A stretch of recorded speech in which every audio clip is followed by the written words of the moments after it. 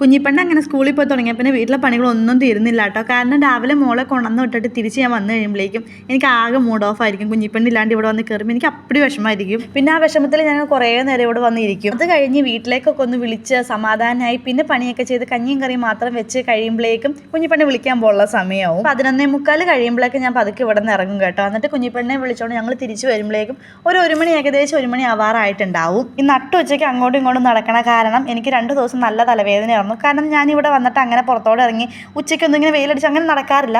എവിടെയെങ്കിലും പോകണു, മാളിൽ പോകണു, എവിടെയെങ്കിലും പോയിട്ട് തിരിച്ച് ടാക്സി വിളിച്ചിങ്ങനെ വന്നു. അല്ലാണ്ട് ഇങ്ങനെ നടക്കാറില്ലാത്തതുകൊണ്ട് എനിക്ക് പെട്ടെന്ന് തലവേദനയായിരുന്നു. ഈ 2 ദിവസം തലവേദനയായിരുന്നു. അതുകൊണ്ട് തന്നെ വീട്ടിലെ പണികളൊന്നും ചെയ്തില്ല.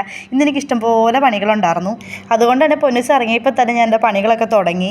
കുഞ്ഞിപ്പെണ്ണ് വരുമ്പോഴേക്കും പണിയൊക്കെ തീർക്കാൻ വേണ്ടി ഞാൻ ഓടി നടന്ന് പണിയൊക്കെ ചെയ്തേ. അതിൻ്റെ ഇടയ്ക്ക് ഞാൻ തുണി അലക്കാനുള്ളതൊക്കെ കൂടി സോപ്പ് ഓയിലിനകത്ത് മുക്കി വെച്ചു. അലക്കാൻ ചെന്ന് കഴിഞ്ഞപ്പം ഒരു ടീഷർട്ടിൽ കളർ പിടിച്ചു, പകുതിയോളം കളർ പിടിച്ചു. പിന്നെ ഞാനത് വെള്ളത്തിൽ മുക്കി വെച്ച് കുറച്ചൊക്കെ ഇളകിപ്പോയി.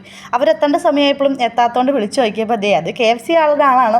അവിടെ കഴിക്കാൻ കയറിയേക്കുവാണ്. ദേ വന്ന ടാക്സി ഇങ്ങോട്ട് തിരിഞ്ഞ ടാക്സിയിലാണ് കുഞ്ഞിപ്പെണ്ണ് വന്നെ. കുഞ്ഞിപ്പെണ്ണ് KFC എന്ന് വെച്ചാൽ ഭയങ്കര ഇഷ്ടമെന്ന് ഞാൻ പറഞ്ഞിട്ടില്ല. അതുകൊണ്ട് ഇറങ്ങിയപ്പോൾ തന്നെ അച്ചോട് പറഞ്ഞു KFC. ഇന്ന് പൊന്നിസ് പോയപ്പോൾ രാവിലെ ഒരു ചെറിയ വിഷമത്തിലായിരുന്നു പോയേ. അതുകൊണ്ട് എനിക്കൊരു പോണ കണ്ടിട്ടൊക്കെ എനിക്കും ചെറിയൊരു വിഷമമായിരുന്നു. എനിക്ക് എങ്ങനെയെങ്കിലും ഒന്ന് ഉച്ചയായാൽ മതി, ഒന്ന് വന്നാൽ മതി എന്ന് ഓർത്തോണ്ടാണ് ഞാനിരുന്നേ. ഞാനവിടെ ഫോണും പിടിച്ചോണ്ടിരിക്കണം ഇപ്പോഴാട്ടോ കാണണേ. പിന്നെ ഇന്ന് പുതിയ യൂണിഫോമൊക്കെ കിട്ടിയിട്ട് ആദ്യത്തെ ദിവസമാണ് യൂണിഫോമൊക്കെ ഇട്ടുകൊണ്ട് പോയേ. ആ കാര്യമൊക്കെ പറഞ്ഞ് എന്നൊന്ന് തള്ളി സ്കൂളിൽ വിട്ടേ. സ്കൂളിൽ ചെന്നൊരു 5 മിനിറ്റ് കഴിയുമ്പോഴേക്കും കുഞ്ഞിപ്പെണ്ണ് ഓക്കെ ആവും കേട്ടോ. കണ്ണച്ച് കഴിഞ്ഞിട്ട് ഇനി എങ്ങനെ ഉണ്ടായിരുന്നു?